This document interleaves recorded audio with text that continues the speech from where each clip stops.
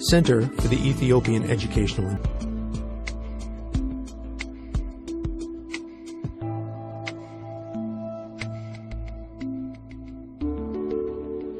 Hello, teacher. Hello, students. Welcome to today's lesson on esters. In our last lesson, we learned about the preparation of carboxylic acids. We discussed the industrial method used to prepare acetic acid. We learned that it is called the quick vinegar fermentation process. Acetic acid with only 10% concentration can be obtained through this process. We learned that pure, water-free acetic acid can be obtained by fractioning. We also learned about the laboratory method used to prepare acetic acid. We went through an experiment to show this process and found that acids can be prepared this way by oxidizing primary alcohols. In today's lesson, we are going to list some common sources of esters. We will also write the general structural formula for esters. Students, if you are ready, let us begin. Although you might not know what esters are just yet, they are among the most widely occurring compounds in nature. A lot of esters are pleasant-smelling substances and are responsible for the fragrance and flavor of many fruits. Some examples include pineapples, strawberries, bananas, apples, and pears. Esters are within oils, fats, and waxes from plants and animals, and they also form part of the essential oils that are found in flowers. Students, the next time you bite into a piece of fruit or smell a flower, you can think about the esters that provide the flavors and scents to these substances. The smell and taste of different substances depends on properties such as the shape and chemical structure or electrical charge of its molecules. Organic chemists learn how to identify certain functional groups in an organic compound by smell. As we discussed, a fruity smell is commonly associated with an ester. Students, let us continue our lesson by learning about the structure and nomenclature of esters. In this video, the students are performing esterification. This is a chemical reaction in which two reactants, typically an alcohol and an acid, form an ester as the reaction product. Esters are derived from carboxylic acids.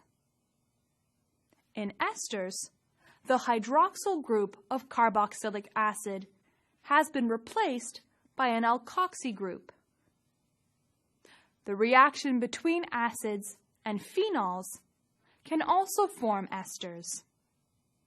In such cases, the hydroxyl group is replaced by an alkoxy group. Esters can be represented by this general formula. In this formula, R represents hydrogen, alkyl, or an aryl group, and R' represents just alkyl or an aryl group. Esters are named by the common system, as well as the International Union of Pure and Applied Chemistry, or the IUPAC system. Simple and lower molecular masses of esters are usually named by the common system. Either way, the name consists of two parts. The first part of the name is based on the portion from alcohol, and the second part of the name is based on the portion from acid. Therefore, we must first identify which portions come from alcohol and which come from carboxylic acid. Let us look at an example. In this reaction, we can see that the portion coming from alcohol is attached to the oxygen as alkyl group. We can also see that the acid portion is attached to the oxygen through carbonyl group. When the name of an ester is written, the name of the alkyl group is written first. The name of the acid is written next by replacing the IC ending of the acid with an ATE ending. For example, ethanoic acid becomes ethanoate. When we use the common name of a carboxylic acid, the name of the ester will be a common name. When the IUPAC name of the acid is used, the name of the ester will be a IUPAC name. For example, if we look at this ester, which is formed from ethyl alcohol and methanoic acid, its common name is ethyl formate, and its IUPAC name is ethyl methanoate. Students, let us do an activity. Write the common name and the IUPAC name for these esters.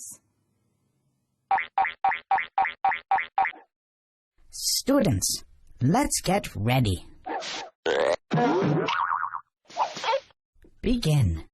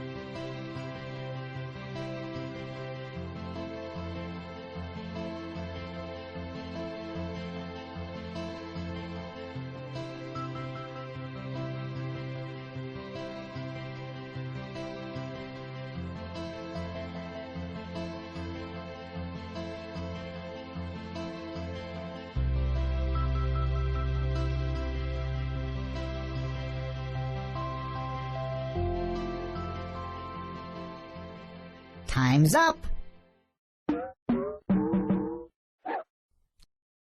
Let's get back to our lesson.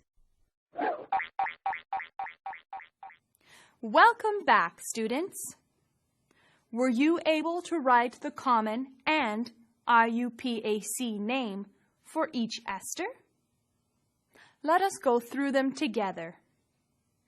The first ester's common name is methyl acetate, and its IUPAC name is methyl ethanoate.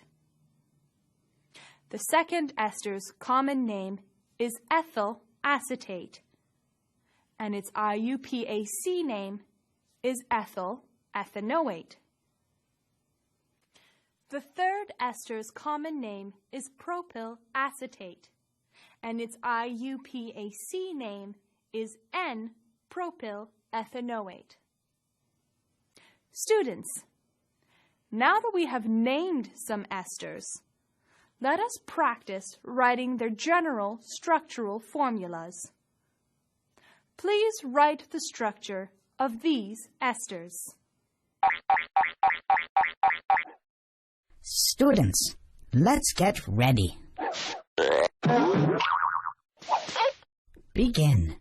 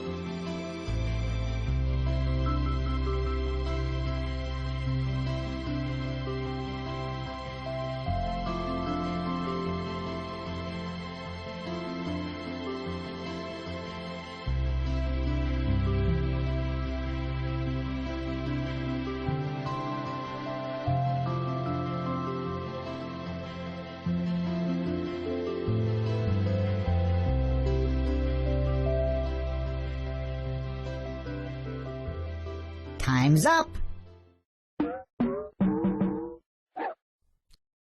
Let's get back to our lesson.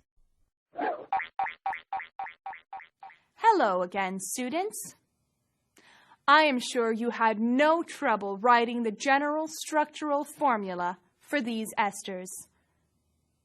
Your answers should look just like this.